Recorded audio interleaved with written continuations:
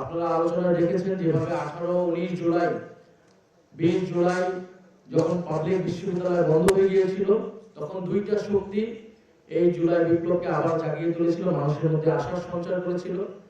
একটা হচ্ছে প্রাইভেট বিশ্ববিদ্যালয়ের শিক্ষার্থীবৃন্দ, আর একটা হচ্ছে মাদ্রাসা শিক্ষার্থীবৃন্দ।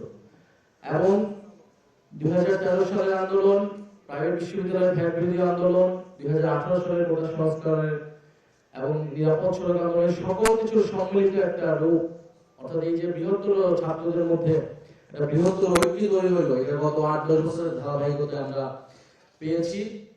তো ছাত্র সমাজের মধ্যে এই ঐক্য এসেছিল। আমরা মনে করি দেশের যে কোনো সংকটে, জাতীয় যে কোনো সংকটে এই ঐক্য থাকবে জুলাই বিপ্লবকে বাঁচিয়ে রাখার প্রশ্নে।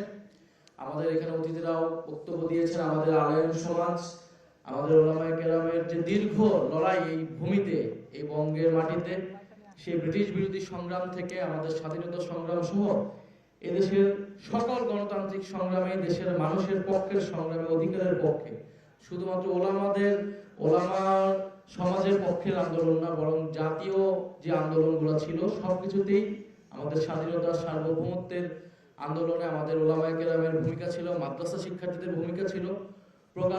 পরোক্ষভাবে প্রকারান্তরে আমরা আওয়ামী লীগের সময়, ফ্যাসিস্ট সময় দেখেছি জঙ্গিবাদের তকমা দিয়ে, ওয়ারেন্ট টেররের একটা সময় আমরা দেখেছি এখানে ইসলামকে কিভাবে ভীতিকরভাবে হাজির করা হয়েছে।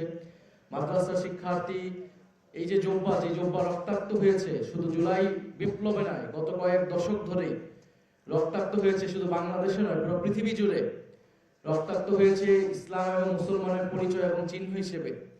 ফলে এই রক্তাক্ত জুব্বা কিন্তু বিদ্রোহের প্রতীক, লড়াইয়ের প্রতীক। সেই লড়াইকে আমরা ধারণ করে সামনের বাংলাদেশকে আমরা এগিয়ে নিয়ে যাব, সেটা আমরা প্রত্যাশা করছি।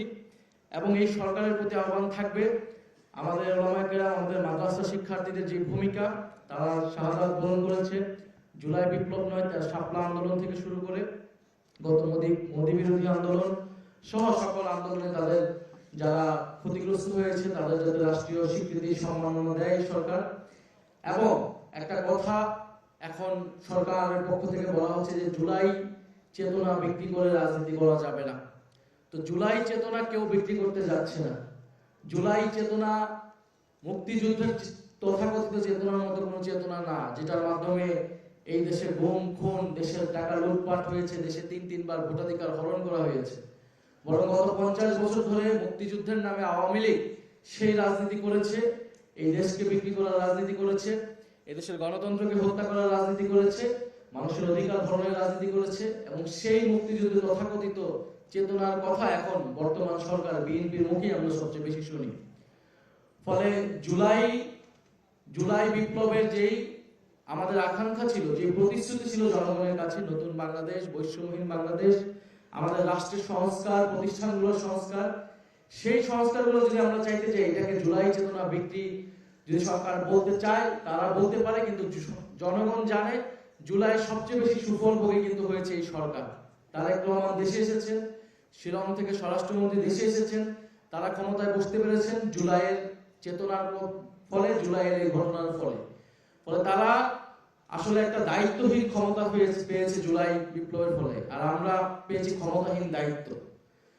তো স্বরাষ্ট্রমন্ত্রী তিনি বলে যাচ্ছেন যে গণভোট এর যে আদেশ, সেই আদেশ রাষ্ট্রপতি দিয়েছে, যেটা অবৈধ আদেশ যে রাষ্ট্রপতি দেয়, সেই রাষ্ট্রপতিকে এই সরকার কেন এখনো টিকিয়ে রেখেছে?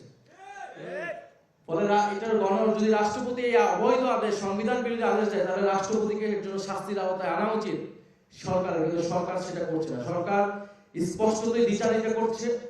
সংবিধান সংস্কার পরিষদের যে শপথনামা, সেই শপথ আমাদের পড়িয়েছে প্রধান নির্বাচন কমিশনার।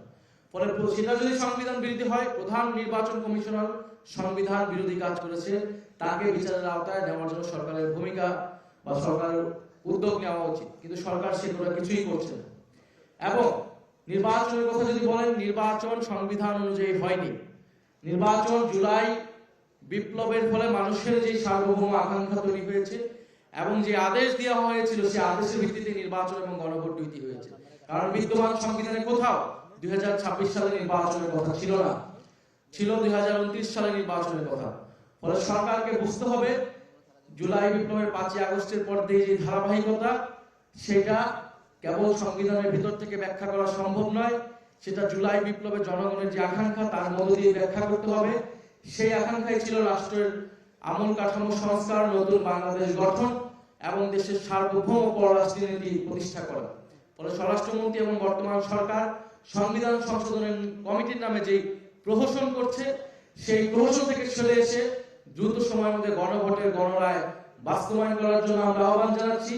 নাহলে ওলামা অ্যালায়েন্স সহ জুলাই বিপ্লবের সকল অংশীদার, সকল শহীদদের নিয়ে আমরা ঐক্যবদ্ধভাবে রাজপথের আন্দোলন গড়ে তুলতে বাধ্য হব। আমরা অলরেডি সেই রাজপথের আন্দোলনের মধ্যে আছি, কিন্তু আমরা চাই সংসদে আলোচনার মাধ্যমে এখনো সময় আছে, সরকার যাতে দ্রুত সময়ের মধ্যে এটা সমাধান করে।